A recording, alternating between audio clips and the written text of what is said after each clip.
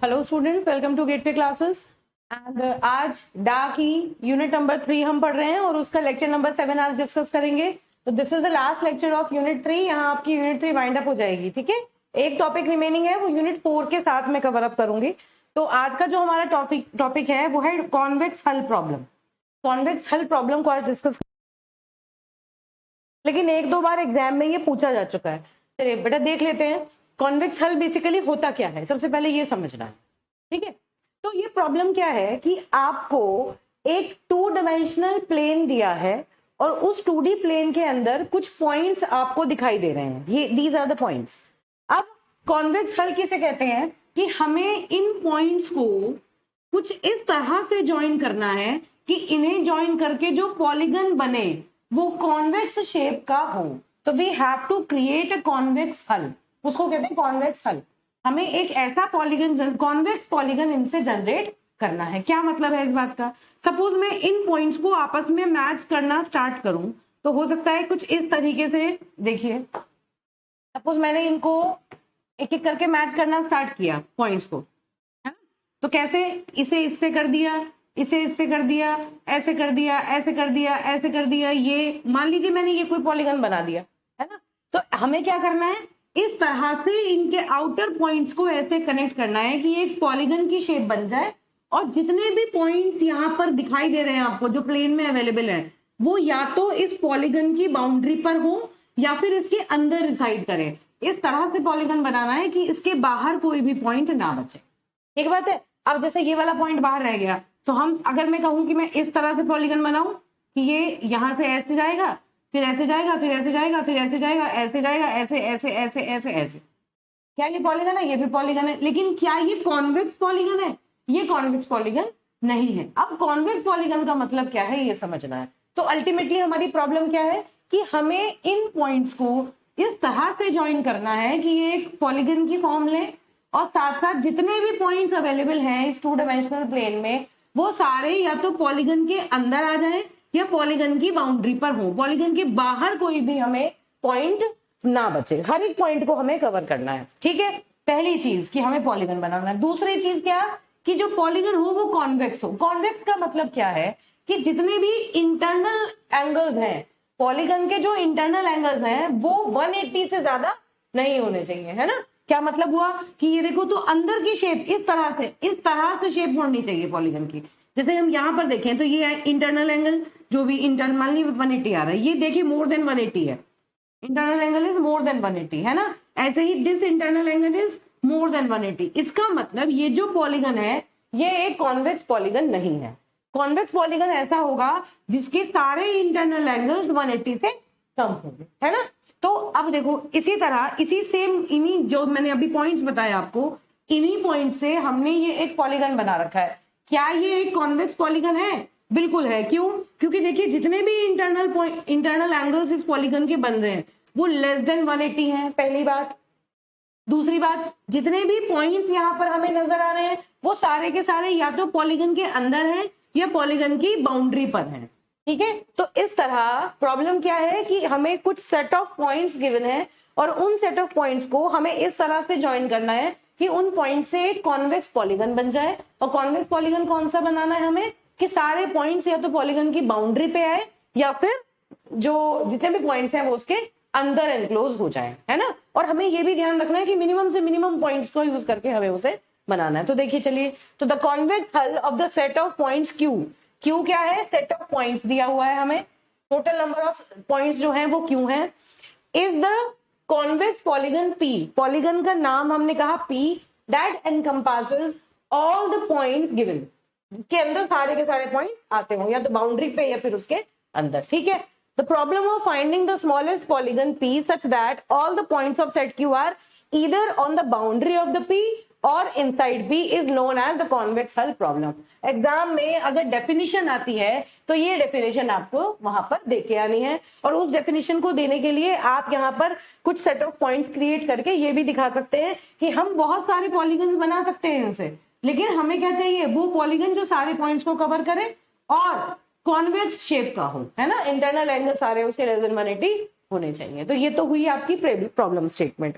अब देखिए बेटा, इस पर्टिकुलर प्रॉब्लम को सॉल्व करने के लिए हम क्या कर सकते हैं, बहुत सारे अप्रोचेस हैं, बहुत सारे एल्गोरिथम्स हैं। आपके सिलेबस में एक पर्टिकुलर एल्गोरिथम मेंशन नहीं है, लेकिन क्योंकि डिवाइड एंड कॉन्कर के अंदर ये टॉपिक गिवन है, तो मैं आपको डिवाइड एंड कॉन्कर मेथड बताऊंगी और एक बहुत पॉपुलर एल्गोरिथम है इसको सॉल्व करने के लिए, जिसका नाम है ग्राहम स्कैन एल्गोरिथम, वो हम डिस्कस करेंगे। तो एक ही बार कॉन्वेक्स हल पे प्रॉब्लम पूछी गई है और उसमें पूछा गया था, मैं दिखा देती हूँ आपको, AKTU में जो इसमें क्वेश्चन आया हुआ है, सबसे पहले उसके ऊपर देखते हैं। देखिए इस तरह से आया हुआ है, what do you mean by convex हल, मतलब कॉन्वेक्स हल क्या होता है, आपको प्रॉपर फिगर बना के दिखानी है। Right the algorithm that solves convex हल प्रॉब्लम। कोई भी एल्गोरिथम आप इसमें एक्सप्लेन कर सकते हैं, 3-4 एल्गोरिथम्स हैं, उनमें से कोई भी एक एल्गोरिथम आपको बताना है। Find complexity of the algorithm, और एल्गोरिथम की कॉम्प्लेक्सिटी आपको कैलकुलेट करके दिखानी है, ठीक है। तो मेजर इस तरह से ये प्रॉब्लम हमारी सॉर्ट आउट की जाएगी।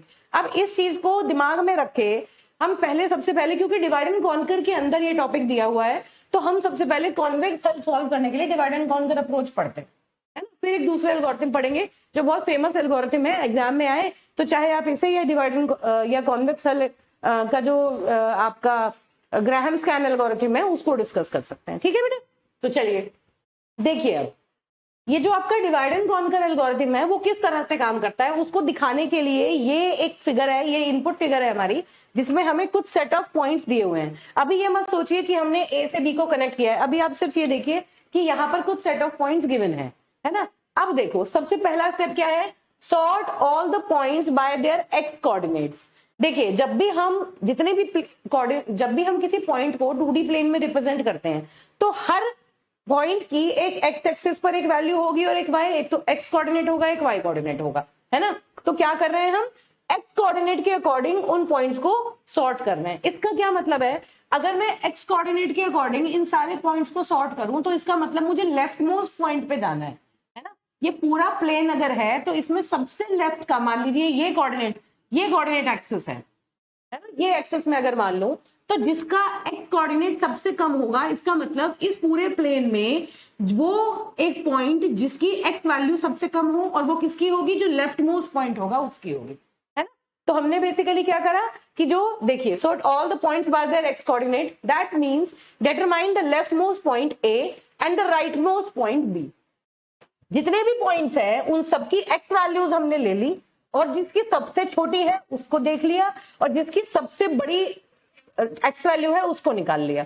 इसका मतलब लेफ्ट मोस्ट और राइट मोस्ट पॉइंट जो है वो हमने डिटरमाइन कर लिए, ठीक है। पहला स्टेप हमारा ये है। अब जब हमने ये दोनों पॉइंट ले लिए, तो हमने क्या किया, एक लाइन बना दी ए से बी को ज्वाइन करने के लिए। क्या हुआ, लाइन जो है उसने ए से बी को ज्वाइन कर दिया, तो this line is joining A to B, ठीक बात है। तो अब देखिए क्या कर रहा है, left most point A and right most point B, left most point A है और राइट मोस्ट पॉइंट बी है। Add lines A B and B A to the solution set. Basically क्या कर रहे हैं हम, लास्ट में जो लाइंस होंगी ना उनको ज्वाइन करते हुए एक सॉल्यूशन सेट बना देंगे। मान लो जैसे इसकी बात हम कर रहे हैं, यहाँ पे है, अगर मान लीजिए ये ए है, ये बी है, ये सी है और ये डी है, ये पॉइंट्स हैं। तो जब सॉल्यूशन सेट बनेगा तो हमें फाइनल, अगर ये हमारा इस तरह का कॉन्वेक्स हल बना, तो उस केस में जो जो लाइंस हमने ज्वाइन की हैं पॉइंट्स के नाम के हिसाब से, वो लाइन हम सॉल्यूशन सेट में डाल देंगे। तो अगर मैं इसका सॉल्यूशन सेट लिखूं, तो बताओ जरा इसका सॉल्यूशन सेट कैसे लिखा जाएगा। अगर मैं सॉल्यूशन सेट की बात करूं, क्या होगा, ए बी, इसी सीक्वेंस में बी सी, है ना, बी सी सी डी और D A. This is how I can write it solution set. तो बस इसी रेफरेंस में इधर ये कहा जा रहा है कि आप जब आपने ए और बी दो पॉइंट डिटरमाइन कर लिए, इसका मतलब कॉन्वेक्स हल के अंदर अभी हम ये मान के चल रहे हैं कि ये दोनों पॉइंट्स कॉन्वेक्स हल के फाइनल पॉइंट्स बनेंगे, और हमने इन लाइंस को आपस में ज्वाइन कर दिया, ठीक है। अब इस लाइन को हम दो डायरेक्शन में देख रहे हैं, क्यों, क्योंकि जो कॉन्वेक्स हल है उसको बनाने के लिए इस लाइन के ऊपर की साइड भी हमें देखना है, सारे पॉइंट्स सर्च करने हैं, डिस्कवर करने हैं कहाँ कनेक्ट करेंगे, और इसके नीचे की तरफ भी देखना है। तो क्योंकि इस लाइन के दोनों डायरेक्शन में हम स्कैनिंग करेंगे, तो इस लाइन को दोनों तरफ से देखेंगे। कैसे, इधर की तरफ से देखें तो ये ए बी दिख रही है, और इधर की तरफ से देखें तो ये लाइन हमें दिख रही है बी ए, है ना। ऊपर की स्कैनिंग के लिए इसको हम मानेंगे बी ए, और नीचे की साइड की स्कैनिंग के लिए इसको मानेंगे हम ए बी। तो हमने क्या किया, दोनों डायरेक्शन में स्कैन करने के लिए हमने जो सॉल्यूशन सेट है उसमें क्या कर दिया, ए बी और बी ए दोनों को इंक्लूड कर दिया, है ना, कि फिलहाल हम ए बी और बी ए दोनों को मेजर करेंगे, दोनों के हिसाब से काम करेंगे, जो भी ऑपरेशन है वो दोनों पर लगाएंगे। अब देखिए, अब मान लीजिए हमने ए बी से अपना काम स्टार्ट किया, तो ये किस तरह से काम करेगा, देखिए फाइंड हल एक कोड है या एक रिकर्सिव कोड है जो क्या करेगा, S1 पे पहले पूरे पे हम ये काम कर रहे थे फाइंड हल, है ना, जहां पे सारे पॉइंट्स गिवन थे। अब हमने क्या किया, नीचे वाली जो साइड है, इन ये जो पॉइंट्स आए हमारे, इनको कलेक्टिवली हम कह रहे हैं S1, और जो ऊपर की साइड के सारे पॉइंट्स हैं उनको कलेक्टिवली हम कह रहे हैं S2। ठीक है, S1 are the below points below this line AB and S2 are all the points above this line BA। Okay, तो चलिए, तो अब इसका मतलब हमें क्या करना है, फाइंड हल क्या कॉल करेंगे, फाइंड हल S1 A, B। S1 पर ऑपरेशन लगाएंगे, है ना, A, B, AB, क्योंकि AB जो है वो सॉल्यूशन सेट में है, तो पहला पॉइंट A, दूसरा B, और S1 ये पूरा एरिया है जिसके ऊपर हम काम करेंगे। अगला और क्या कॉल करेंगे ऊपर वाले पार्ट के लिए, S2 मतलब सारे पॉइंट्स के ऊपर, BA के ऊपर के जो सारे पॉइंट्स हैं उनके ऊपर हम काम करेंगे। ठीक है, तो पहला स्टेप हमारा ये था कि हमने लेफ्ट मोस्ट और राइट मोस्ट पॉइंट को एक्स एक्सिस के हिसाब से सॉर्ट करके आइडेंटिफाई किया, लाइन ज्वाइन कर दी, और अब हमारे दो पार्ट हो गए। अब हमें इन दो पार्ट को रिकर्सिवली सॉल्व करना है। ठीक बात है, तो सबसे पहले वाले पार्ट को हम सॉल्व करेंगे, फाइंड हल S1 A, B। इस वाले पार्ट को सॉल्व करते हैं। चलिए, अब देखिए, पहले इसको भूल जाइए, इसको देखिए, ये पूरा का पूरा हमारा S1 था, नीचे वाला ये हमारा S1 था, दिस इज S1। S1 के ऊपर जब हमने काम करना स्टार्ट किया तो हमने क्या करना है, AB के राइट साइड में हम काम कर रहे हैं।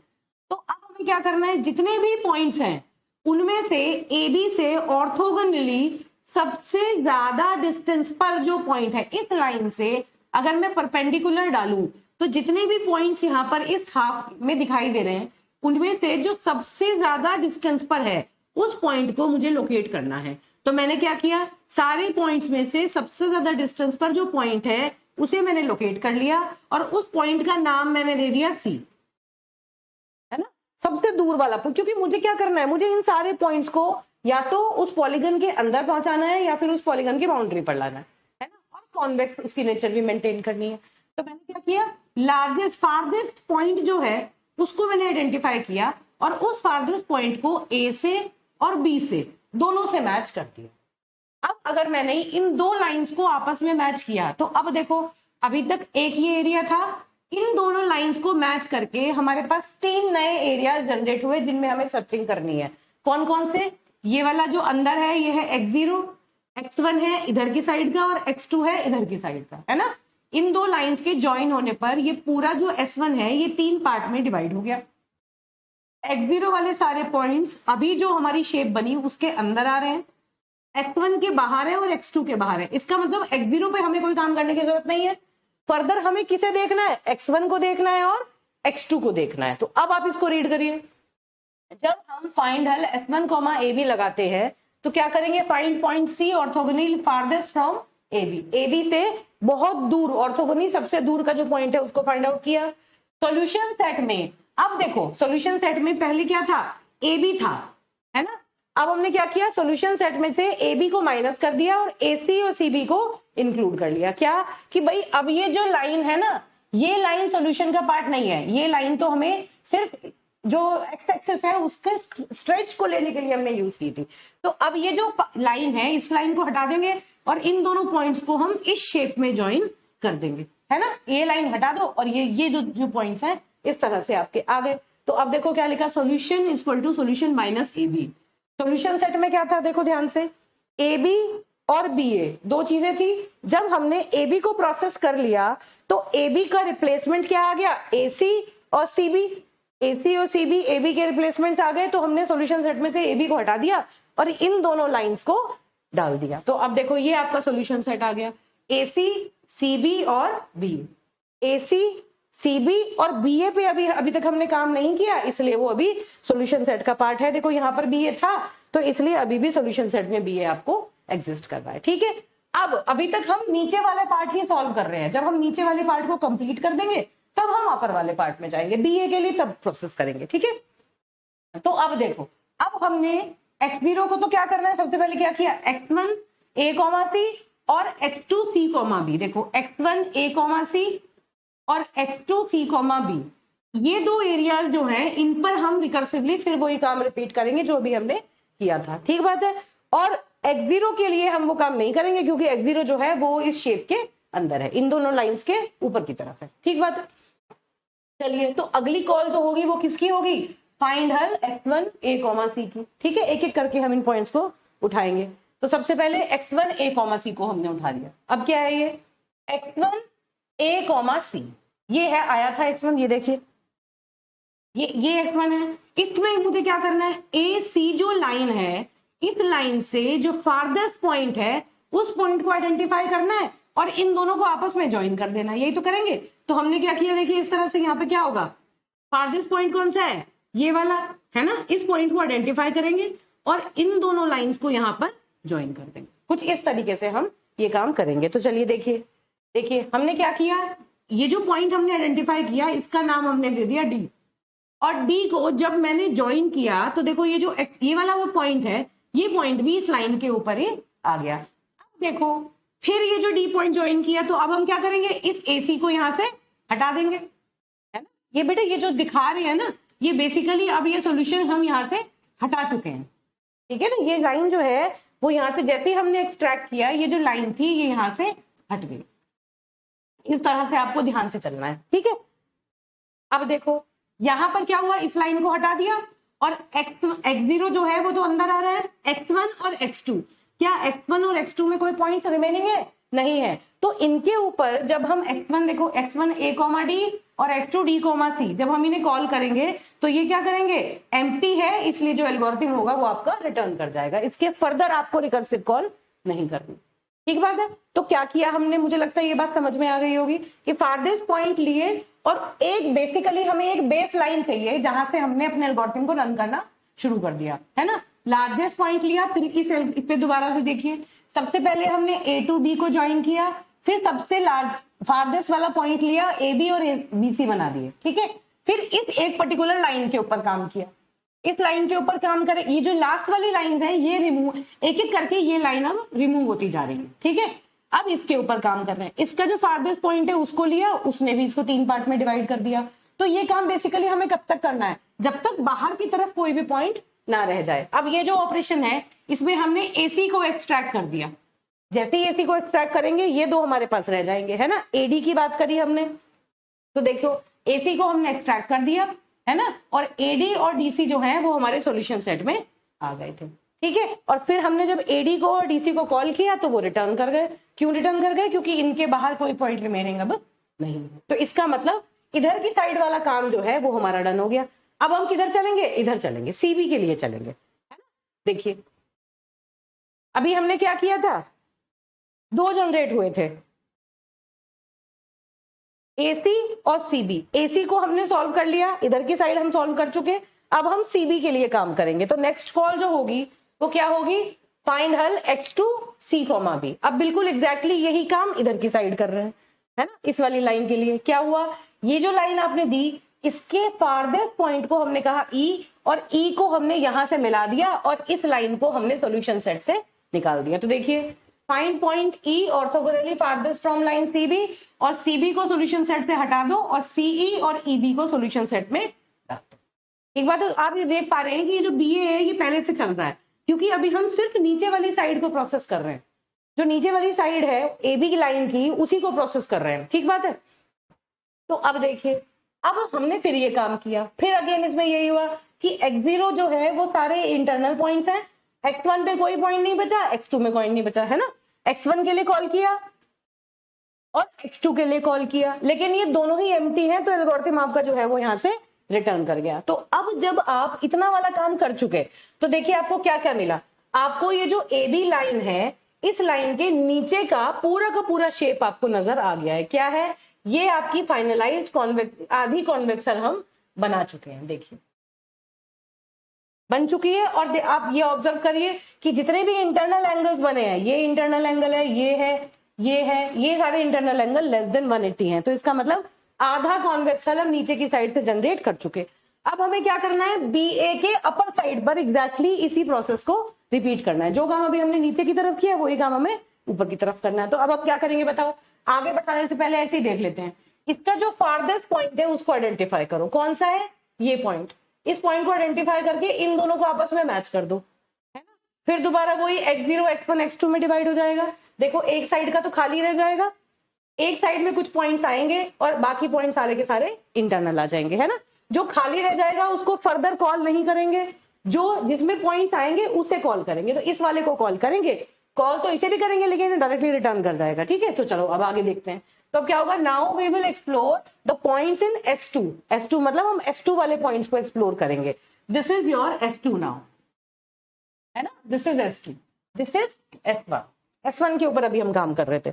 चलिए अब क्या है, तो देखो जो फारदेस्ट पॉइंट है उसको हमने एक्सप्लोर किया, उसका नाम हमने दे दिया F।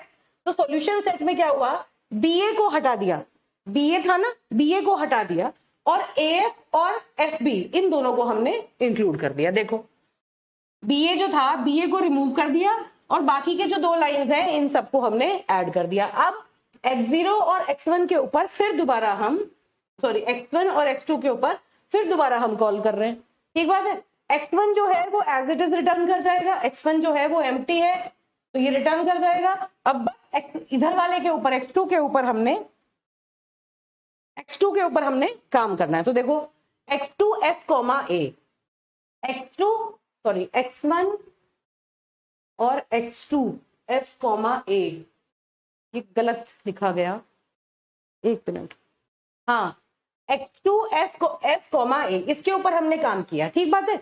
चलो तो अब इसके बाद जब वो हो गया x2f, a, तो f, a के लिए हमने फाइनल पॉइंट, ये देखो ये यहां से, ये बेसिकली क्या है कि इस लाइन, ये जो लाइन है इस लाइन को रिमूव्ड दिखा रखा है ना।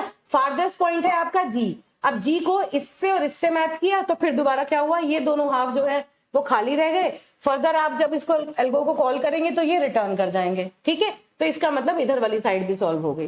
तो इस तरह से अब आपने इधर की साइड भी सॉल्व कर ली, आप यहाँ की तरफ करेंगे तो इधर की तरफ ऑलरेडी एम्प्टी है। तो बेसिकली क्या हुआ, ये जो आपका पॉलीगन आया ये आपका फाइनल पॉलीगन आया। क्या देखिए, AD, A से शुरू कर रहे हैं तो AD और DC, C, these lines, CE, then EB, then BF, then FG and then GA। तो this is your final convex polygon, है ना। उसी काम को रिकर्सिवली कर करके आपने फाइनली एक कॉन्वेक्स हल जनरेट किया। और ये जो कॉन्वेक्स हल है देखिए इसके सारे इंटरनल एंगल्स जो हैं वो लेस देन 180, ठीक बात है बेटा। तो ये तो हुआ डिवाइड एंड कॉन्कर मेथड। इसमें हम क्या कर रहे हैं, इसमें जितने भी पॉइंट्स है, जितना भी हमारा प्रॉब्लम स्पेस है, हर बार हम उसको आधा आधा डिवाइड कर देते हैं, है ना। सबसे पहले हमने क्या किया था, पूरे को आधा डिवाइड कर दिया था, फिर फारदेस्ट पॉइंट लिया, इन्हें ऐसे ज्वाइन कर दिया, इसे यहां से हटा दिया। अब इस लाइन को हमने आधा आधा फर्दर डिवाइड कर दिया, फिर इस लाइन को आधा आधा डिवाइड कर दिया। ऐसे ही अपर साइड में किया। कब तक किया, जब तक हमने पूरा सॉल्यूशन स्पेस जो है हमारा उसे सॉल्व नहीं कर लिया, ठीक है। ये वाला काम हम एक एक करके करते जाएंगे। तो ये तो हुआ इसका डिवाइड एंड कॉन्कर मेथड। अब इस मेथड की अगर मैं टाइम कॉम्प्लेक्सिटी की बात करूं तो बताइए कितना टाइम इसने लिया। सबसे पहले हम क्या करते हैं, सारे पॉइंट्स को सॉर्ट करते हैं। तो देखो पहला क्या है, सॉर्ट ऑल द पॉइंट्स।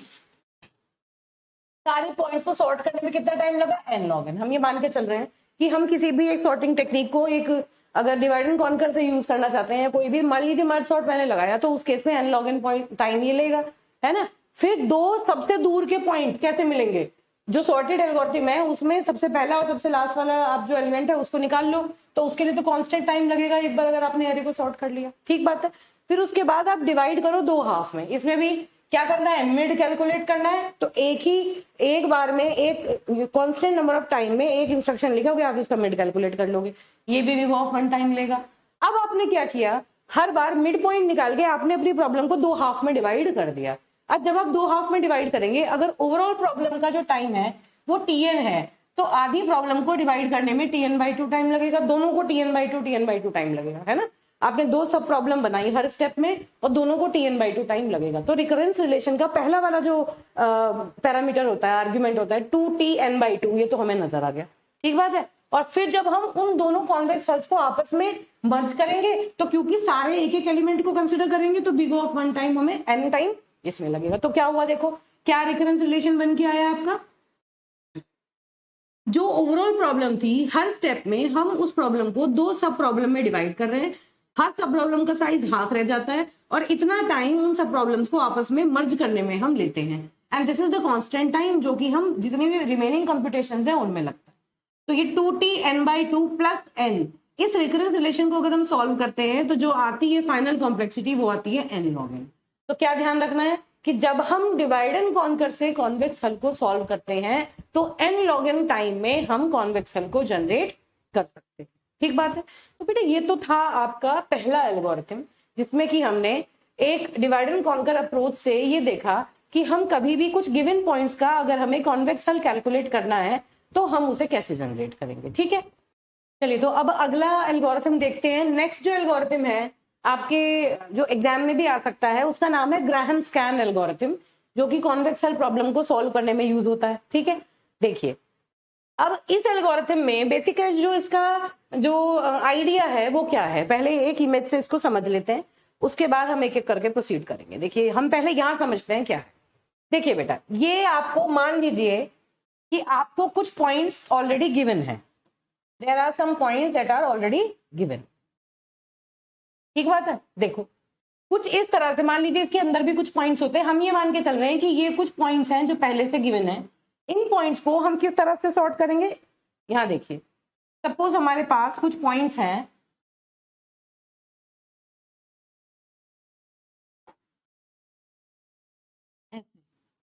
एक पॉइंट यहां है, एक पॉइंट यहां है, फिर यहां है, यहां है, यहां है, ऐसे है, ऐसे है, इस तरह से हमारे पास कुछ पॉइंट्स हैं। इन पॉइंट्स को ज्वाइन करके मुझे पॉलीगन बनाना है ना, कॉन्वेक्स हल बनाना है। तो सिर्फ मैं आइडिया की बात कर रही हूँ क्योंकि हो सकता है मैंने पॉइंट्स एक प्लेन में प्रॉपरली ना बना पाई हूं मैं, तो सिर्फ आइडिया की बात करते हैं कि हमें क्या करना है। सबसे पहले जो गिवन पॉइंट्स हैं उन सारे के सारे पॉइंट्स में जो सेट ऑफ पॉइंट्स हैं जिसे हम कह रहे हैं Q, Q is the set of points, set of points. ठीक बात है। हमें क्या करना है, सबसे जिसका वाई एक्सेस कम हो, मतलब सबसे नीचे जो पॉइंट है उस पॉइंट को आइडेंटिफाई करना है जिसकी वाई कोऑर्डिनेट मिनिमम है ना, नीचे वाला पॉइंट। अब इस केस में ऐसा भी हो सकता है कि ये वाला जो पॉइंट था ये तुम्हें थोड़ा सा और नीचे बना देती तो उस केस में ये नीचे सेम पॉइंट हो जाते, है ना। ऐसा भी तो हो सकता है कि 2 पॉइंट हो जो बिल्कुल सेम स्ट्रेट लाइन में हो, सबसे नीचे भी, तो उस केस में आप कौन सा लेंगे, जो लेफ्ट वाला होगा जिसका एक्स कोऑर्डिनेट कम होगा। तो आपको क्या करना है, आपका जो एल्गोरिथम है जब आप उस एल्गोरिथम को स्टार्ट करेंगे तो आप सबसे नीचे वाला एंकर पॉइंट जिसे हम कहते हैं, इसे हम कहते हैं एंकर पॉइंट P0। P0 एक पॉइंट है जिसको हम मान के चलेंगे कि वो एक एंकर पॉइंट है। एंकर पॉइंट मतलब जो बाकी सारे पूरे के पूरे प्रोसेस को एंकर करता है, मतलब बताता है कि किस तरह से प्रोसेस किस डायरेक्शन में चलेगा। तो हमने सबसे पहले मान लीजिए इस पॉइंट को आइडेंटिफाई किया, ये मिनिमम वाई कोऑर्डिनेट वाला पॉइंट है, दिस इज मिन वाई कोऑर्डिनेट पॉइंट। ठीक है, ये वाला पॉइंट मैंने आइडेंटिफाई कर लिया। अगर 2 होते तो कौन सा चूज करते, जिसका एक्स कोऑर्डिनेट भी सबसे कम होता, दोनों में से जिसका एक्स कोऑर्डिनेट कम हो उसे हम चूज कर लेते। ठीक है, 2 के केस में हम एक्स कोऑर्डिनेट के हिसाब से देख लेते। चलिए फिर अब क्या हुआ, अब हमने क्या करना है, इस पॉइंट को अगले वाले पॉइंट से डायरेक्टली ऐसे ज्वाइन कर देना है। ठीक बात है, और इस वाले पॉइंट को इस वाले पॉइंट से ज्वाइन कर देना है। चलिए इसे ज्वाइन करने से पहले सबसे पहले ये समझ लें कि हमने चलिए P0 को आइडेंटिफाई कर लिया। अब जितने भी रिमेनिंग पॉइंट्स हैं उन सारे रिमेनिंग पॉइंट्स को मुझे सॉर्ट करना है।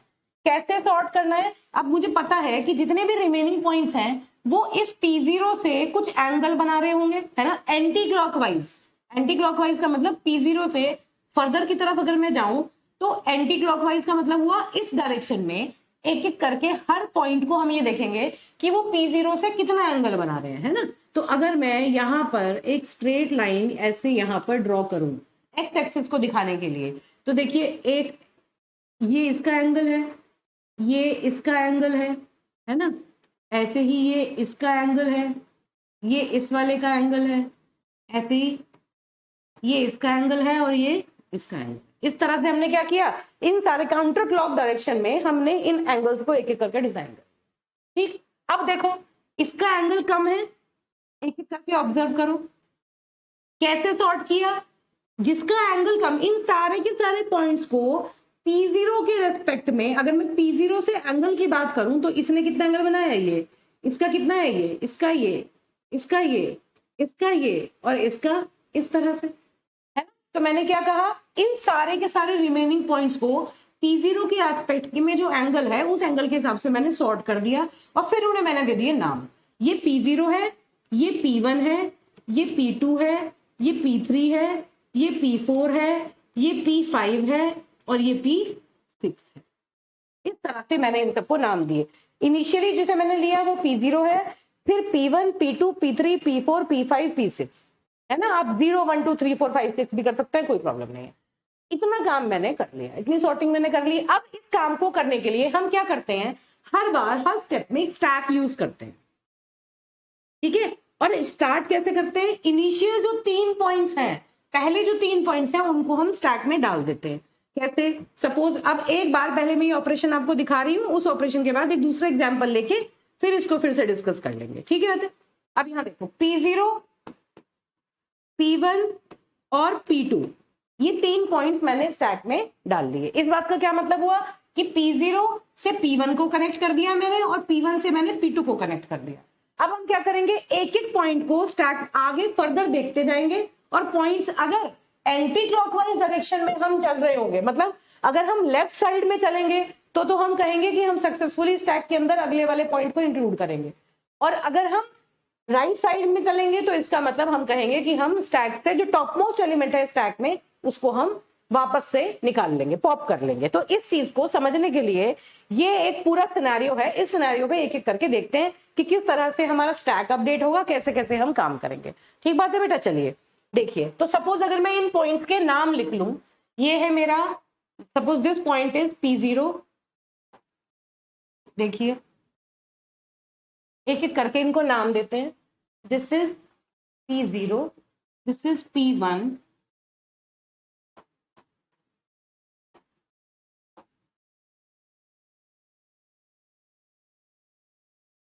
P0, P1, P2, P3, P4, P5, P6 and P7। ठीक है, इस तरह से हमने, देखिए एंगल्स के हिसाब से, जो मैंने आपको अभी बताया कि एंगल्स के हिसाब से हमने अपने जो भी प्लेन में पॉइंट्स हैं उन सब पॉइंट्स को कुछ नाम दे दिए। ठीक बात है? सॉर्टेड ऑर्डर में हमने उनको पहले से ही नेम कर लिया। अब क्या करेंगे, हम एक एक करके, हमें पहले जो 3 पॉइंट्स हैं उन 3 पॉइंट्स को हमें स्टैक बनाना है और स्टैक के अंदर डाल देना है। इसमें हम स्टैक का यूज करते हैं। तो देखिए मैंने ये स्टैक लिया और इस स्टैक में सबसे पहले क्या गया, P0, फिर उसके बाद क्या गया P1 और फिर उसके बाद गया P2। अब ये स्टैक में डालने का मतलब क्या है कि ये जो पॉइंट्स हैं इनको आपने ज्वाइन कर दिया, P0 को P1 से ज्वाइन कर दिया, P1 को P2 से ज्वाइन कर दिया। तो जितने भी पॉइंट्स को आपने ज्वाइन किया हुआ है वो सारे के सारे आपके स्टैक के अंदर हैं। ठीक है, ये तो पहली सिचुएशन हो गई। अब आप नेक्स्ट पॉइंट को सर्च करेंगे, अगले वाले पॉइंट पर जाएंगे। ये फिलहाल आपके स्टैक की सिचुएशन है ना? और अब आप अगले वाले पॉइंट पर गए। सपोज यहां मैं इनिशियल स्टैक लिख लेती हूँ। इनिशियल स्टैक में है P0, फिर है P1 और फिर है P2। ये मेरे स्टैक की सिचुएशन है। अब ये है मेरा P0, चलो पहले सबको मार्क कर लेते हैं। This is P1, this is P2, this is P3, P4, P5, P6, P7, है ना? ऐसे ही इधर this is P0, P1, P2, P3, P4, P5, P6 and P7. We are just naming this graph all the points according to the sorted order, है ना? This is P0, P1, P2, P3, P4, P5, P7 and P6। ठीक है, चलिए this is P0, P1, P2, P3, P4, P5, P6 and P7। And similarly this is your P0, this is P1, P2, sorry, this is P2, this is P3, P4, P5, P6 and P7। अब देखते हैं बेटा किस तरह से हम stack को update करेंगे। ठीक है, चलिए, तो P2 तक स्टैक में है। P2 के बाद जो नेक्स्ट पॉइंट है, अगला जो पॉइंट है, मतलब 0, 1, 2, ये पॉइंट्स हमने P0 से P2 तक हमने सारे के सारे ये 3 पॉइंट्स हमने कवर कर लिए और ये तीनों के तीनों पॉइंट्स को हमने स्टैक के अंदर पुश कर दिया। सबसे पहले हमने क्या किया, स्टैक को इनिशियलाइज कर लिया। इनिशियलाइज मतलब स्टैक को पहले खाली कर लिया, स्टैक में कुछ नहीं होना चाहिए। और जब हम अपना एल्गोरिथम रन करना स्टार्ट करें तो पहले 3 पॉइंट्स को हम स्टैक के अंदर डाल, ठीक है, कर दिया हमने ये काम। अब देखो अगले वाले पॉइंट को देखो, ध्यान से देखना। नेक्स्ट पॉइंट को हमने देखा और नेक्स्ट पॉइंट में क्या हो रहा है, यहां पर हम खड़े हैं, P2 पर हम खड़े हैं। अभी ये मत सोचो क्या कनेक्टेड है और क्या कनेक्टेड नहीं है।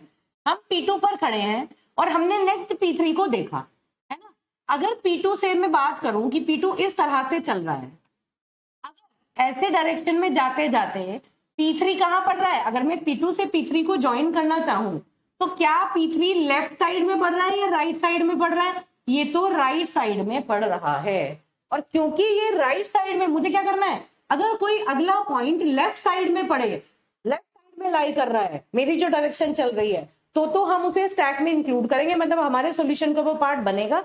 अदरवाइज वो हमारे सॉल्यूशन का पार्ट नहीं बनेगा। तो क्या हुआ, जब हम P2 से P3 की तरफ चले तो जिस डायरेक्शन में ये जो P1 से P2 वाली लाइन चल रही थी ना, उस डायरेक्शन में हम राइट की तरफ हमें मुड़ना पड़ेगा। इसका मतलब ये P3 जो है इसको हम अपने सॉल्यूशन सेट में इंक्लूड नहीं करेंगे। और अगर इसको इंक्लूड नहीं करेंगे तो अब क्या करना है, अगला ऑपरेशन क्या है कि आपको जो टॉप ऑफ द स्टैक है उसको पॉप कर देना है। अगर ऐसा कुछ होता है तो टॉप ऑफ द स्टैक को हम पॉप करेंगे। इसका मतलब क्या हुआ कि मैंने P2 को मैंने यहां से पॉप कर दिया, तो मेरा नया स्टैक क्या बना, अब मेरे स्टैक में है P0 और P1, बस P0 और P1 ये दोनों मेरे स्टैक में, ठीक बात है। चलिए, अब इस काम से मैंने यहां पर अपना काम शुरू किया। देखिए यहां पर क्या है मेरे पास, जब मैंने स्टार्ट किया मेरे पास है P0 और P1, ये मेरा स्टैक है। अब देखो P0 और P1 यहां पर मैं हूं, P2 को हमने कंसिडर किया था लेकिन ये काम नहीं किया, तो देखिए इधर की डायरेक्शन में हम नहीं चले, है ना।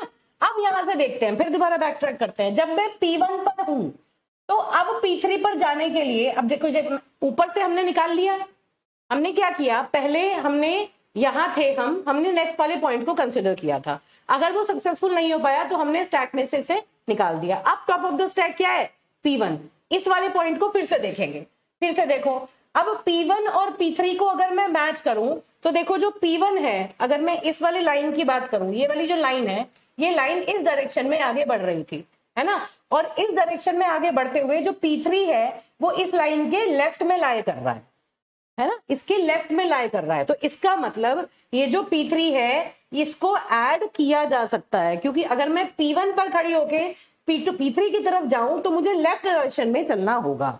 और अगर ऐसा है तो ये हमारे सॉल्यूशन सेट का पार्ट बन जाएगा। तो इसका मतलब क्या हुआ कि ये जो P3 है अब इसको हम स्टैक में पुश करेंगे। We have included this P3। तो इंक्लूड करने का मतलब क्या हुआ कि अब ये हमारा नया स्टैक है जिसमें पहले से P0 और P1 पड़ा हुआ था।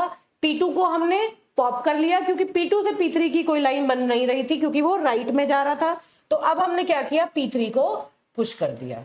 इसका मतलब है P1 को P3 से ज्वाइन कर दो। तो ये आपके हल का 2 लाइंस हमें यहां तक आने पर मिल गई, है ना। ये हमारे स्टैक की अब फिलहाल सिचुएशन है। अब हम क्या करेंगे, टॉप मोस्ट 2 पॉइंट जो है उन्हें कंसिडर करके अगले पॉइंट पर चलेंगे। तो हमें क्या एक्सप्लोर करना है, P4 को एक्सप्लोर करना है। नेक्स्ट जो एक्सप्लोर करेंगे वो किसे करेंगे, P4 को करेंगे। तो चलिए अब देखिए, अब जो हमारा स्टैक है यहां से P0 P1 P3 है ना, P0 P1 P3 यहां पर हम आ चुके।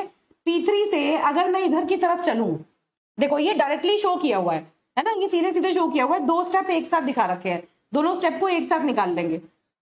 क्या है बेटा, देखो P3 से अगर मैं ऊपर की तरफ चलूं तो P4 को ज्वाइन करने पे हमने लेफ्ट टर्न लिया, लेफ्ट साइड में हम चले, तो इसका मतलब P4 को भी हमने स्टैक में डाल दिया, है ना। अब जब मैं P4 पर हूं तो इसे ज्वाइन करने के लिए हम फिर लेफ्ट साइड चले। जब P4 से P5 ज्वाइन कर रहे हैं, देखो इस तरह से, देखो सपोज इसी तरह बना के देखते हैं। अब हम कहां पर हैं? P3 पर। P0, P1, P3 स्टैक के अंदर है ऑलरेडी, और हमने P3 से देखिए आगे की तरफ अगर हम इसे एक्सटेंड करते हैं तो P4 के लिए ये लेफ्ट को चला, इसका मतलब P4 को भी हम स्टैक में पुश कर देंगे। ठीक बात है। अब जब हम P4 पर हैं और हम P5 की तरफ चले तो भी हम लेफ्ट को चले। देखो P5 की तरफ चले तो हम लेफ्ट को चले। जब हम लेफ्ट को चल रहे हैं तो उस केस में क्या होगा? देखो अगर मैं यहां से देखूं तो this is the straight line, और P5 को कवर करने के लिए हम लेफ्ट वाले पार्ट में चल रहे हैं, ये P5 है, तो इसका मतलब P5 भी जो है वो सक्सेसफुली आपके स्टैक के अंदर चला जाएगा। तो इस स्टेप तक इसमें दो चीज एक साथ दिखा दी, क्या कि P4 और P5 भी आपके स्टैक के अंदर है। तो चलिए इनको एक बार डायरेक्टली मैं यहाँ पर आपको दिखा देती हूँ कि आपका ये जो स्टैक है ये उसके फर्दर कंटेंट्स है। ठीक है, क्या क्या है? P0 पहले से था, P1 पहले से था, P2 नहीं था, P3 था, P3 के बाद क्या आ गया? P4 और P5, इनको भी हमने स्टैक के अंदर डाल दिया। P4 एंड P5 ये दोनों अब स्टैक के अंदर। इस वाले स्टेप तक इतना काम हमने कर लिया। अब जब हम P5 पे हैं और फिर हम P6 पे गए, अब आप देखिए जरा ध्यान से, जब हम P5 पे हैं और P5 से फर्दर अगर मैं एक्सटेंड करूं तो मैं कहां गई? P6 पे, है ना? और P6 पे क्या कहां पड़ रहा है? लेफ्ट में पड़ रहा है। तो हम फिलहाल यहां क्या करेंगे? अगर मैं यहां पर देखूं तो फिलहाल हम P6 को भी स्टैक के अंदर डाल देंगे। देखिए P6 को भी मान लो मैंने स्टैक के अंदर पुश कर दिया, क्योंकि हम जब लेफ्ट में चले, देखिए जब हम यहाँ P5 से लेफ्ट में चले तो P6 जो है वो लेफ्ट की तरफ आ रहा है, तो हमने क्या किया? P6 को भी मान लीजिए इंक्लूड कर दिया। ठीक बात है। अब जब हम यहां पर आ गए, मान लो यहाँ इसे छोड़ दो, इसे अभी यहां पे देखो, यहां पर आ गए। अब यहां से मैं P7 की तरफ जाऊं, ये जो लाइन है, ये वाली जो लाइन है, ये लाइन किधर चल रही थी? इधर की तरफ चल रही थी, है ना? अगर मैं P6 को P7 से ज्वाइन करूं तो ये तो इसके राइट साइड में पड़ा। P6 से P7 की तरफ चलेंगे तो ये तो राइट साइड में पड़ेगा, और अगर राइट साइड में है तो इसका मतलब ये जो P7 है, P6 से होके हम P7 पर नहीं जा सकते। तो इसका मतलब क्या हुआ बेटा? इसका मतलब ये हुआ कि ये जो P6 है इसको मैंने स्टैक में से पॉप करना पड़ेगा। क्या करते हैं? टॉप ऑफ द स्टैक को पॉप करते हैं। तो हमने इस P6 को स्टैक में से पॉप कर दिया, इसीलिए जो अगला वाला जो ये आपको डायग्राम दिख रहा है इसमें P6 तक की लाइन आपको नजर नहीं आ रही है ना, क्योंकि ये स्टैक से पॉप्ड है। अब देखो जब हमने पॉप कर दिया तो यहाँ 5 है, स्टैक के टॉप पे क्या रह गया? 5, है ना? और टॉप ऑफ द स्टैक के ऊपर क्या है? देखिए चलिए अब यहाँ पर स्टैक बना लेते हैं। ये आपका स्टैक है, this is P0, then P1, then P3, P3 के बाद P4 और P5, ये अभी हमारे स्टैक का पार्ट है, और P6 को हम स्टैक में से निकाल चुके हैं, है ना? अब देखो P5 के बाद अगला जो होगा उसे हम कौन सा है? 7, अगला पॉइंट है 7 जिसको हम कंसिडर कर रहे हैं। तो यहां से अगर हम यहां से देखेंगे तो देखो P5 से अगर मैं देखूं, ये जो P5 है ये लाइन ऐसे चल रही थी, तो ये ऐसे चलती हुई लाइन के अगर मैं P7 को ज्वाइन करूं, इस लाइन को, P5 जो है ये इस तरह से मेरी सीधी सीधी चल रही थी, है ना? और P5 को P7 से ज्वाइन करने पर भी ये मेरे राइट साइड में आ रहा है, इस डायरेक्शन में मैं जा रही हूं और ये मेरे राइट साइड में पड़ रहा है। तो इसका मतलब ये P5 से P7 ज्वाइन करने पर भी ये जो एंगल है ये कॉन्वेक्स एंगल जनरेट नहीं हो पाएगा, गड़बड़ है ना? तो इसका मतलब मुझे क्या करना है? मुझे P5 को भी स्टैक में से पॉप कर देना है। और जब मैंने ये पॉप किया तो ये जो लाइन जिसको हम अभी डिस्कवर कर रहे थे ये लाइन एग्जिस्ट नहीं करती। अब जो मेरा स्टैक है वो क्या है? इस केस में मेरा क्या स्टैक है? देखो this is P0, then P1, P3 और P4। अब P4 पर मैं हूं, अब मैं कहां पर हूं? P4 पर हूं। ठीक है, P5 और P6 हम देख चुके, ये दोनों पॉइंट्स हमारे हल में इंक्लूड नहीं हो सकते। हमने इनको ऑब्जर्व कर लिया, स्टैक में डालने की कोशिश की, लेकिन स्टैक में सक्सेसफुली ये नहीं गए। अब हम क्या करेंगे? P4 पर रह के P7 को देखेंगे। ठीक बात है। अब देखो अगर मैं P4 पर हूं और P4 पर आने के लिए जो लाइन चल रही थी, अगर वो लाइन हम एक्सटेंड करते तो P4 से P7 को ज्वाइन करने के लिए हम इसके लेफ्ट में चल रहे हैं। इसका मतलब P4 पर खड़े होके P7 तक हम जा सकते हैं, उससे जो कॉन्वेक्स नेचर है वो मेंटेन्ड रहेगी। तो हमने क्या किया, P4 पे खड़े होके P7 तक हम चले गए। अब क्या मतलब हुआ, क्योंकि हम लेफ्ट डायरेक्शन में मूव कर रहे हैं, इसका मतलब P4 के बाद स्टैक पे हम क्या पुश करेंगे बेटा, P7 को हम पुश कर देंगे, है ना। P7 जो है वो सक्सेसफुली स्टैक का पार्ट बन गया। और अब कौन सा पॉइंट रिमेनिंग है, सारे पॉइंट्स को तो आपने सॉर्ट कर दिया, देख लिया। अब ये जो लास्ट पॉइंट है, इस लास्ट पॉइंट को आप अपने ये जो आपका इनिशियल पॉइंट है इससे कनेक्ट कर सकते हैं। तो देख लीजिए, you have completed your convex hull. This is how this particular algorithm works. कैसे करता है काम, कि आप एक एंकर पॉइंट को लेके चले और एक एक करके जो रिजल्टेंट पॉइंट है वो देखिए सारे आपके स्टैक का पार्ट हो जाएंगे। तो you will return this stack. क्या हुआ, P0, then P1, then P3, then P4 and then P7. These are the points that need to be connected. ठीक बात है। तो अब देखिए, ये जो हमने ऑपरेशन पढ़ा, इस ऑपरेशन को एक्सप्लेन करने के लिए इसका एक सूडो कोड है। पहले तो ये देख लेते हैं कि प्रोसेस क्या है। जो हमने प्रोसेस पढ़ा वही प्रोसेस मैंने यहाँ लिखा हुआ है, ठीक है, ताकि आप रिवीजन करें तो आप यहाँ से डायरेक्टली पढ़ पाए। फेज 1 क्या है, पहला फेज क्या है, पहले एक बेस पॉइंट को सेलेक्ट कर लो। सेट क्यू ऑफ पॉइंट्स में n पॉइंट्स का आपका सेट है, उसमें एक बेस पॉइंट को आपने सेलेक्ट कर लिया। कैसे, मिनिमम y कोऑर्डिनेट वाला वो पॉइंट होना चाहिए। और अगर दो पॉइंट है जिनके मिनिमम कोऑर्डिनेट है y कोऑर्डिनेट, तो जिनका मिनिमम x है उस वाले पॉइंट को आप सेलेक्ट कर लो। टाई अगर हुआ तो मिनिमम x वाले को देख लो, ठीक है। अब देखो, दो पॉइंट सेम x और y कोऑर्डिनेट तो हो नहीं सकते, या तो x कोऑर्डिनेट अलग होगा या y अलग होगा, है ना। तो पहले मिनिमम y को देखो, और फिर अगर दो का मिनिमम y सेम है तो उस केस में आप x वाले को देख लो। अब क्या होगा, phase 2, sort all the remaining points by the polar angle in counter clockwise direction around P। कैसे कर लिया आपने, P के अराउंड काउंटर क्लॉकवाइज डायरेक्शन में सारे के सारे पॉइंट्स को आपने सॉर्ट कर लिया, ठीक बात है। चलिए, पुश P0, देखो अब ध्यान से देखना, push P0 on to the stack and scan through the points in counterclockwise order, maintaining at each step a stack S containing a convex chain surrounding the points scanned so far। मतलब stack के अंदर वो सारे के सारे points होंगे जो अब तक कॉन्वेक्स चेन को मेंटेन कर रहे हैं, है ना। और हर बार हमें क्या करना है, अगर Pi जो है, Pi मतलब नया पॉइंट, ith पॉइंट जिसको हम देख रहे हैं, अगर वो लेफ्ट टर्न लेता है तो हम उसे पुश करेंगे, अदरवाइज लास्ट वाले पॉइंट पर स्टैक से पॉप कर लेंगे, है ना। और ये काम हम कब तक रिपीट करेंगे, जब तक हम सारे पॉइंट्स को प्रोसेस नहीं कर लेते। तो इसका देखिए, ये इसका सूडो कोड है, इंपॉर्टेंट है। अगर एग्जाम में ये आता है तो आपको ये सूडो कोड लिख के आना है, ठीक बात है। चलिए, क्या है, फाइंड P0 इन Q। सबसे पहले आपने P0 को फाइंड कर लिया, फिर पूरे का पूरा सेट ऑफ पॉइंट्स को P0 के हिसाब से, पोलर एंगल के हिसाब से काउंटर क्लॉकवाइज डायरेक्शन में आपने सॉर्ट कर दिया। स्टैक को इनिशियलाइज किया, टॉप ऑफ द स्टैक को 0 कर दिया, फर्स्ट 3 पॉइंट्स को आपने स्टैक के अंदर पुश कर लिया, यही काम कर देते हैं हम। फिर जितने भी 3 से लेके रिमेनिंग जितने भी पॉइंट्स हैं, देखो 0 1 2 इनको आपने पुश कर दिया, और पॉइंट नंबर 3 0 से स्टार्ट कर रहे हो तो थर्ड वाले से लास्ट वाले तक सबके साथ आपने क्या किया, यहां पर दिखा रखा है नेक्स्ट टू टॉप, टॉप, और जो नया वाला है अगर ये लेफ्ट टर्न नहीं ले रहा है तो फिर उस केस में पॉप कर दो, नहीं तो उस एलिमेंट को पुश कर दो। और ये काम आप सारे के सारे पॉइंट्स पर इस काम को रिपीट करेंगे, और एट लास्ट जो आपका स्टैक होगा उसको आप रिटर्न कर देंगे। तो स्टैक के अंदर अल्टीमेटली वही पॉइंट्स रह जाएंगे जो एक कॉन्वेक्स चेन जनरेट कर रहे हैं। तो this is all about your Graham scan algorithm. इसकी अगर हम टाइम कॉम्प्लेक्सिटी की बात करें तो देखिए बेटा, इसकी टाइम कॉम्प्लेक्सिटी कितनी आएगी। सबसे पहले अगर मैं कहूं कि P0 को फाइंड करना है आपको, चलो टाइम कॉम्प्लेक्सिटी भी देख लेते हैं इसकी। इस वाली साइड को कॉपी कर लेते हैं और अब यहां पर इसकी टाइम कॉम्प्लेक्सिटी को डिस्कस कर लेते हैं। चलिए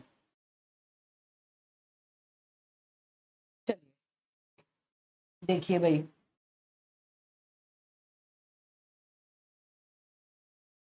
कितनी टाइम कॉम्प्लेक्सिटी, क्या डिवाइड एंड कॉन्कर जैसी टाइम कॉम्प्लेक्सिटी जनरेट हो पा रही है, या उससे कम मिलेगी या उससे ज्यादा मिलेगी, देख लेते हैं।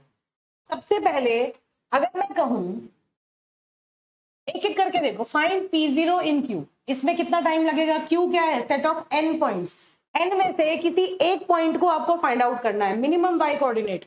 इसका मतलब आपको सारे के सारे पॉइंट्स देखने पड़ेंगे, तो big O of n, her point को देखने के बाद ही तो मिनिमम पॉइंट निकाल पाओगे, तो इसका मतलब सारे पॉइंट प्रोसेस करने पड़ेंगे।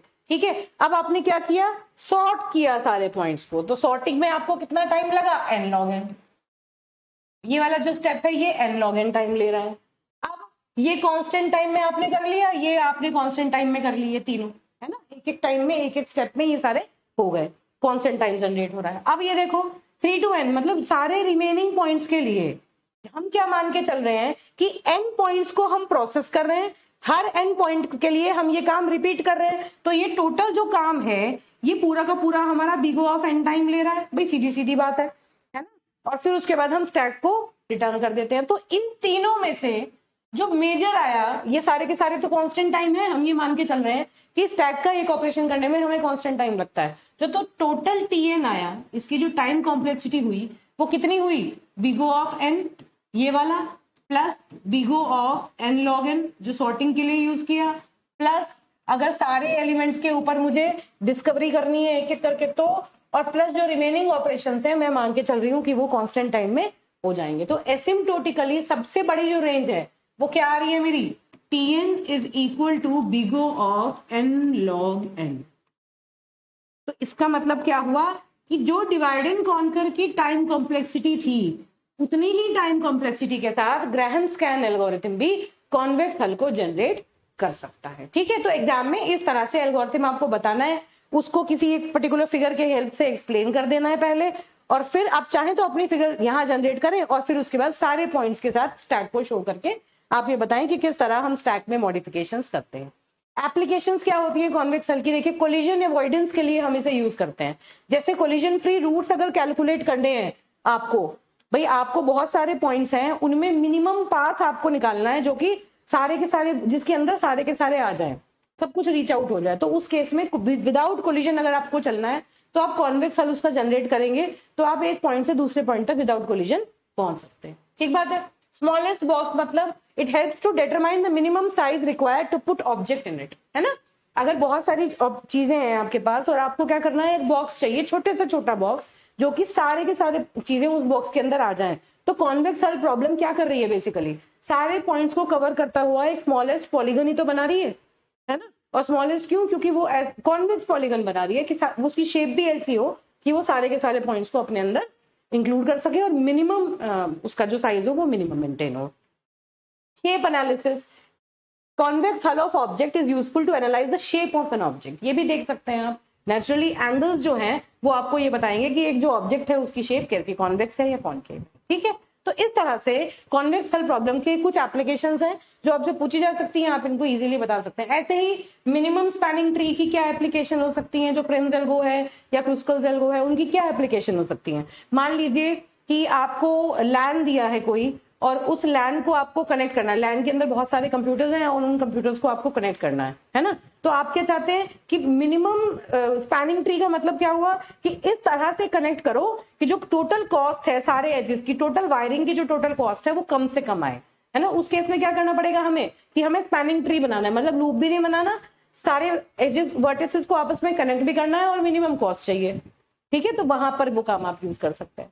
ठीक बात है बेटा। ऐसे ही मैंने आपको सिंगल सोर्स शॉर्टेस्ट पाथ की एप्लीकेशन बताई थी कि आप अगर कहीं स्टार टोपोलॉजी में किसी नेटवर्क में आपने बहुत सारे नोड्स कनेक्ट किए हुए हैं, है ना, तो उस केस में एक पर्टिकुलर नोड से बाकी सबकी डिस्टेंस जो हो वो मिनिमम फाइंड आउट हो जाए। इस काम को हम मान लीजिए हमें किसी सर्वर से बहुत सारे क्लाइंट्स अटैच करने, तो उस केस में वहां पर वो यूजफुल हमारे लिए हो जाएगा। ठीक है, तो this is all about your convex हल प्रॉब्लम। ये एकेटीयू में पहले प्रीवियस ईयर क्वेश्चन आया है। आप मेरे हिसाब से तो डिवाइड एंड कॉन्कर अप्रोच और ग्राहम स्कैन अप्रोच पढ़ के जाएंगे, it will be more than sufficient for you people. ठीक है बेटा, थैंक यू।